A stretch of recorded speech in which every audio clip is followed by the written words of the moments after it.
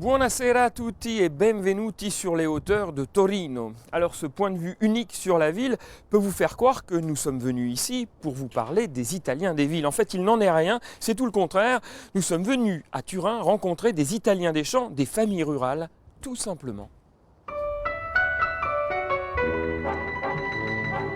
C'est une visite bien singulière que ces Valdôtains font aujourd'hui à la capitale du Piémont.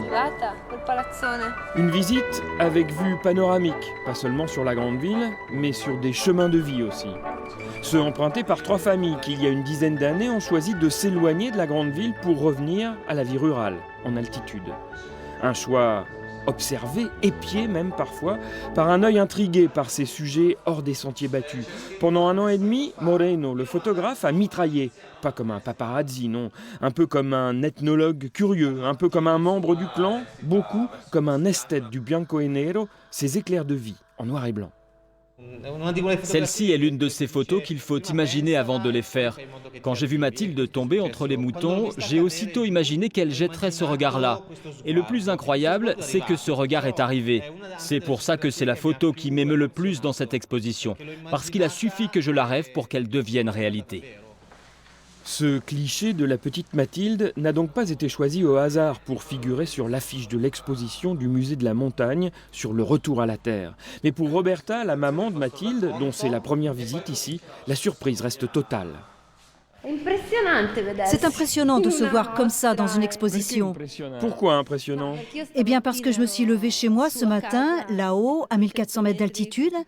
J'ai commencé ma journée à la maison, comme d'habitude. Et puis tout à coup, je suis là, à Turin, dans une ville énorme, dans ce musée qui est magnifique. Et le sujet de l'exposition, eh bien, c'est nous. Les photos sont bellissime et i soggetti siamo noi.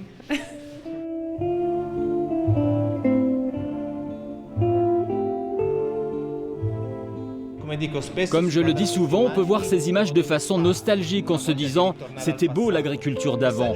Mais moi, mon message, c'est tout l'inverse. Ces familles, elles ont faim d'avenir, elles veulent croquer la vie. Aujourd'hui, demain et après-demain, toutes les études le disent, le retour à la terre devient un phénomène de plus en plus répandu. Le retour à la terre, les jeunes revisitent le rêve agraire de leurs grands-parents. Tous les titres accrocheurs des médias italiens sur le phénomène semblent aller comme un gant aux familles mises en cliché par Moreno. Prenez l'exploitation fondée par Elisa et Davide. Lui travaillait dans une banque, elle venait d'être diplômée en sociologie, comme près de 30% des jeunes Italiens faisant des études supérieures qui rêvent de retour à la terre. Ils se sont jetés à bras-le-corps à l'assaut du siècle nouveau. On s'est dit, à nouveau siècle, nouvelle ère. C'est au tournant de l'an 2000 que nous avons décidé de revenir à l'agriculture, une activité vieille comme le monde, mais avec évidemment des instruments modernes. On peut vivre à la montagne de nos jours, pour peu que l'on reste connecté avec le monde, et Internet nous donne la possibilité de garder une fenêtre ouverte sur l'univers. Sans oublier non plus de développer les branches de nos activités vers le reste du monde, grâce à des racines solidement ancrées dans cette terre qui est la nôtre.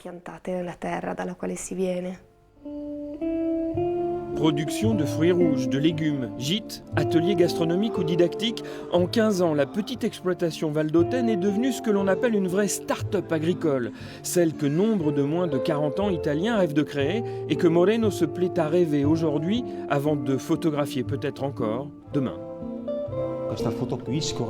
Cette photo-là me plaît beaucoup parce que j'y suis avec mon fils Gaël et on semble marcher tous les deux là vers l'avenir.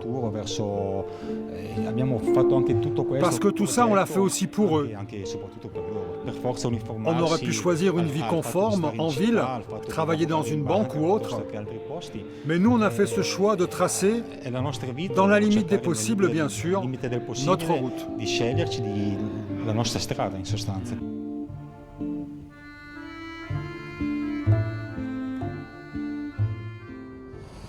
Voilà donc pour ces histoires de retour à la terre réussie, une exposition à voir ici au Museo Duca degli Abruzzi de Turin jusqu'aux portes des vacances d'été.